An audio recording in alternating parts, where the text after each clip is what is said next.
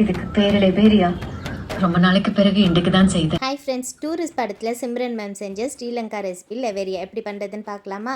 பேனில் 1 ஸ்பூன் நெய் விட்டுட்டு துருவின தேங்காய், நாட்டு சக்கரை, ஏலக்காய் சேர்த்து ஒன்று சேர மாதிரி மிக்ஸ் பண்ணிக்கோங்க. எல்லாம் நல்லா மிக்ஸ் ஆனதுக்கப்புறமா கொஞ்சமாக முந்திரி பருப்பு குட்டி குட்டி பீசஸாக சேர்த்துக்கோங்க. இப்போ உள்ளே இருக்க ஸ்டஃபிங் ரெடி ஆகிடுச்சு. மேல் மாவுக்கு 1 கப் அரிசி மாவு, உப்பு, 1 ஸ்பூன் நெய் சேர்த்துட்டு நல்லா மிக்ஸ் பண்ணிக்கோங்க. இப்போ நல்லா சூடாக இருக்க தண்ணியை கொஞ்சம் கொஞ்சமாக சேர்த்து ஸ்பூனால் நல்லா மிக்ஸ் பண்ணிவிட்டு கொஞ்சம் நேரம் அதை ஆறத்துக்கு விட்டுடுங்க. மாவு நல்லா ஆறினதுக்கப்புறமா கை பொறுக்கிற சூடு வந்தோடனே மாவை நல்லா சாஃப்டாக பிசைஞ்சுக்கோங்க. நம்ம ஊர் இடியாப்பம் தான் இப்போ செய்ய போகிறோம். ஸோ மாவை நல்லா பிசைஞ்சதுக்கப்புறமா உரலில் இடியாப்பம் மச்சி சேர்த்துட்டு மாவு போட்டு இடியாப்பம் மாதிரி பிழிஞ்சு எடுத்துக்கோங்க.